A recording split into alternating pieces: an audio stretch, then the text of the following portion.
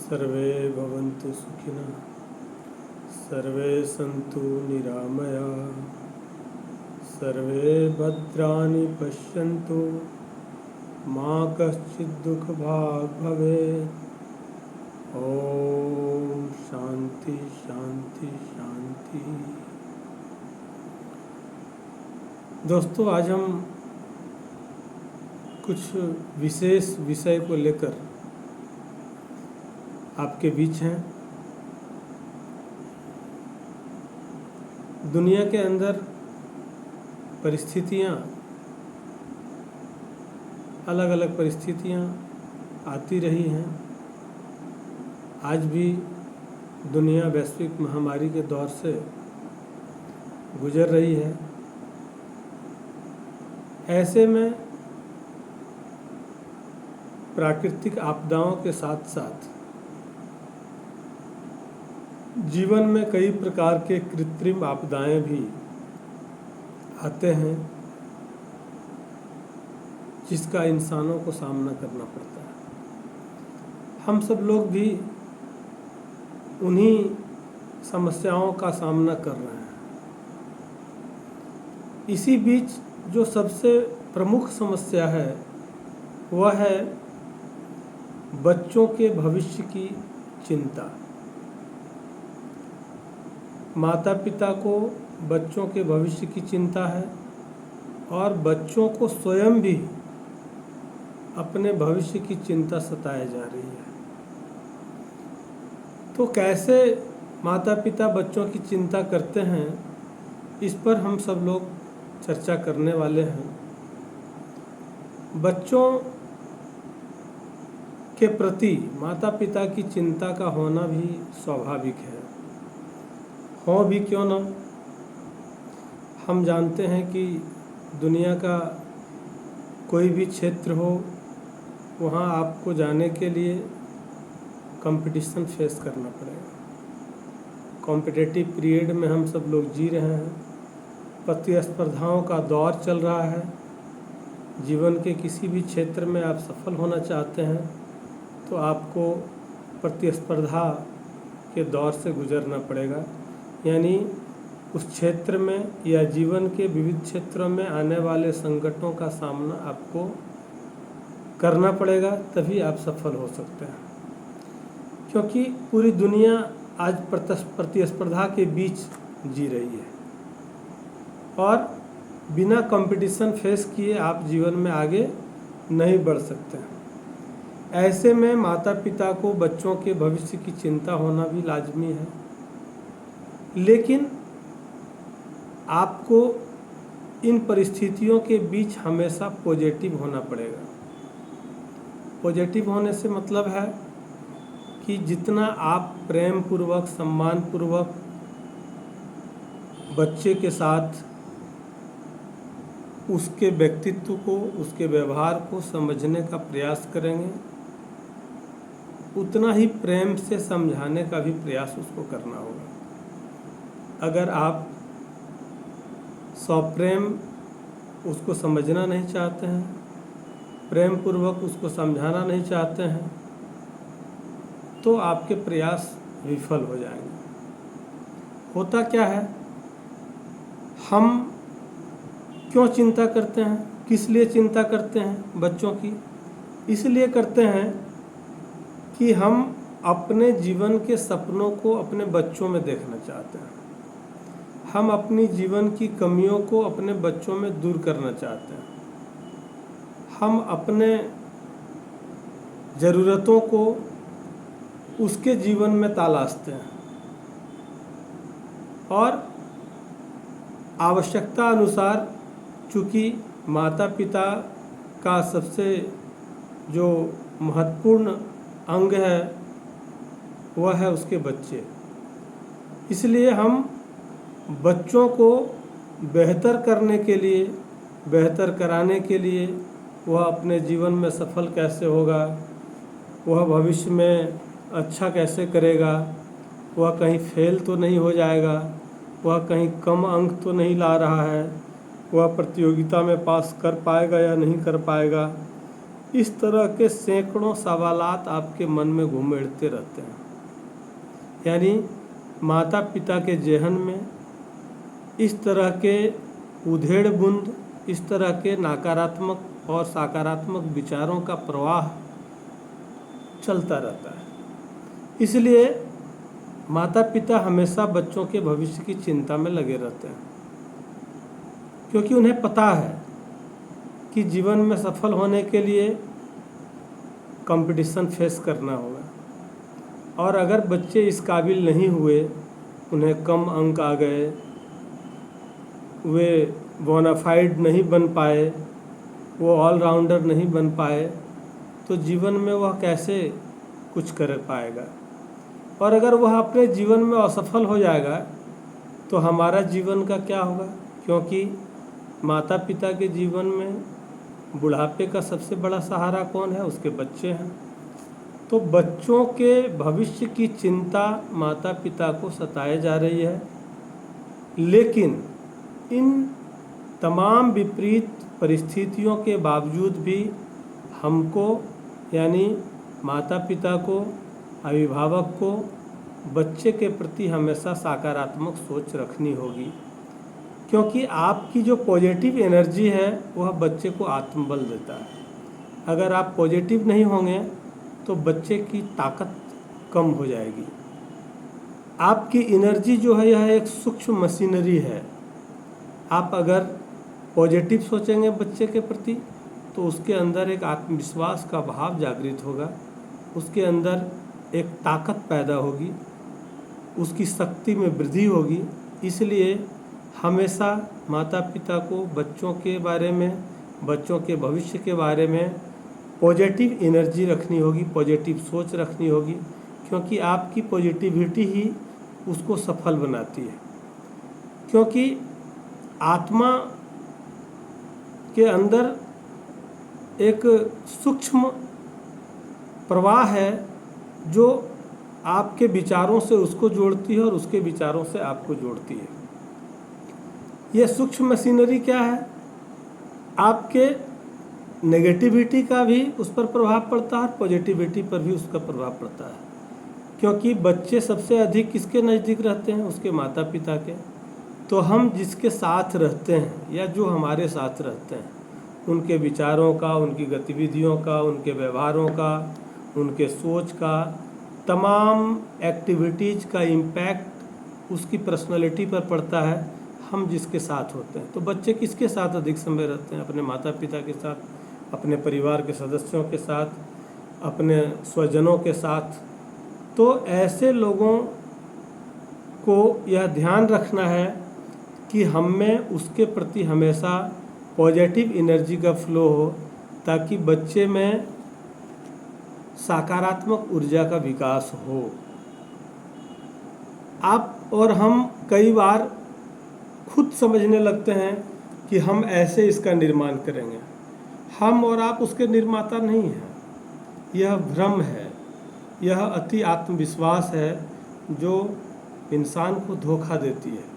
इस अति आत्मविश्वास में आपको नहीं पड़ना है, क्योंकि वह जो आत्मा है, दुनिया के अंदर जितने सारे जीव हैं, मानव हो या कोई जीव जंतु हो, सभी की अपनी कार्मिक अकाउंट है, कर्म का एक खाता है।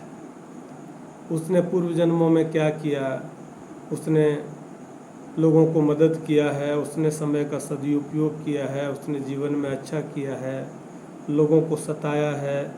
पिछले जन्मों के कर्मों का हिसाब भी उसके जीवन से जुड़ा हुआ होता है। आप इसको ऐसे समझेंगे, कई बार आप देखते हैं कि माता पिता बहुत ही गरीब हैं, बहुत ही सामान्य परिवार में हैं, वह बच्चे के ज़रूरतों की देखभाल नहीं कर पा रहे हैं, वह उसकी आवश्यकताओं की पूर्ति नहीं कर पा रहे हैं। बावजूद उसके बच्चे एक समय ऐसा आता है जब बड़े व्यक्तित्व का मालिक बन जाता है, समाज में बड़ा कीर्तिमान स्थापित करता है, बहुत हाईलाइट पर्सनालिटी के रूप में वह अपने को डेवलप कर लेता है। दूसरी तरफ आप जाएं, बहुत ऐसे परिवार को, बच्चों को देखेंगे जो आर्थिक दृष्टिकोण से संपन्न है, बच्चे के मुख से कोई ज़रूरतों की बात निकलते ही अभिभावक लेकर दौड़ पड़ते हैं।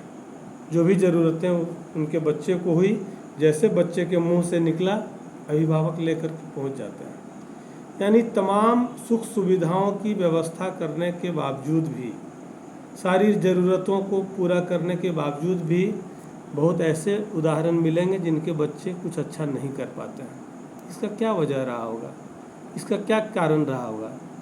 सृष्टि में जो भी लोग हैं, जितने भी जीव जंतु हैं, उन सब का अपना एक कर्म है और इस दुनिया के रंगमंच पर वो भी अपना एक किरदार लेकर आए हैं।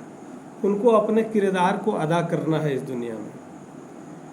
तो हम यह नहीं सोचें कि हमारे अनुरूप भी वह किरदार निभाएगा।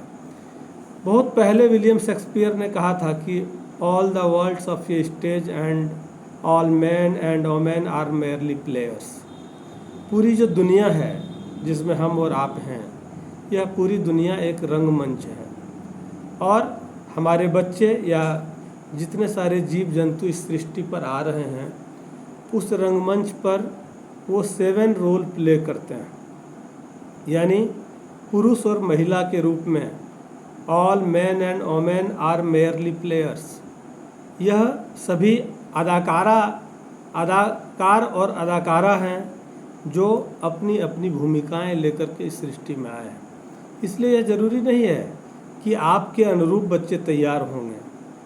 आप के सुझाव आवश्यक हैं लेकिन दबाव नहीं। आपका अटेंशन आवश्यक है लेकिन टेंशन नहीं। इसलिए आप कभी भी उस पर दबाव नहीं डालें। उसको समझने का प्रयास करें, उसको समझाने का प्रयास करें, उसको सुझाव देने का प्रयास करें। वह जो चाहता है उसको भी समझना चाहें। कई बार क्या होता है, बच्चे मेडिकल में जाना चाहते हैं, हम कहते हैं सिविल सर्विसेज में जाइए। बच्चे अर्थशास्त्र पढ़ना चाहते हैं, हम कहते हैं नहीं इतिहास पढ़ो। बच्चे कॉमर्स पढ़ना चाहते हैं, हम कहते हैं नहीं साइंस पढ़ो। ये जो दबाव है यह कभी भी उसके लिए हितकर नहीं होता है। आप अपने स्तर पर अपनी व्यवस्था के अनुरूप, अपने संसाधनों के अनुरूप उसकी ज़रूरतों को पूरा करने का प्रयास करें। वह प्रयास जिससे उसके जीवन में सफलता को बल मिलता हो और आपके प्रयास बच्चे को प्रभावित करेंगे। चाहे वह अच्छे प्रयास होंगे उसका भी प्रभाव होगा, बुरे प्रयास होंगे उसका भी प्रभाव होगा। तो विभिन्न प्रकार के परिस्थितियां होने के बावजूद भी बच्चे बहुत अच्छे कर जाते हैं और बहुत सारे सुख सुविधा के बावजूद भी बच्चे अच्छा नहीं कर पाते हैं। आपको देश के इतिहास में एक ऐसे व्यक्तित्व का मैं उदाहरण देता हूँ। लाल बहादुर शास्त्री जी का नाम आप सबों ने सुना है। देश के प्रधानमंत्री हुए 1964 में। उनकी परिस्थितियों को आपने कभी देखा है? उनकी गरीबी को कभी आपने देखा है? उनके पास पढ़ने के लिए, विद्यालय जाने के लिए, नाव पार करने के लिए पैसे नहीं थे। इतने किराए के पैसे उनके पास नहीं होते थे कि वो नाविक को पैसा दें और गंगा पार कर लें। और उन्होंने गंगा को तैर कर पार किया अपना विद्यालय जाने के लिए। ये जज्बा, ऐसी ईमानदारी, ऐसा लगन, इतनी गरीबी, जहाँ उस ज़माने में नाव को पैसे देने के लिए कितनी की ज़रूरत पड़ती होगी आप महसूस कर सकते हैं। 1964 में जब वो प्रधानमंत्री बने तो मेरे ख्याल से 1955-56 की बात होगी जब वो अध्ययन कर रहे होंगे, या 50 की बात रही होगी। तो तब का जो कालखंड रहा होगा, उस समय में भी, उस विपरीत परिस्थिति में भी व्यक्ति अपने जुनून के कारण, अपने ईमानदारी के कारण, अपनी नैतिकता के कारण भारत जैसे लोकतांत्रिक देश के प्रधानमंत्री के पद को सुशोभित किया। यह उसका कर्म है।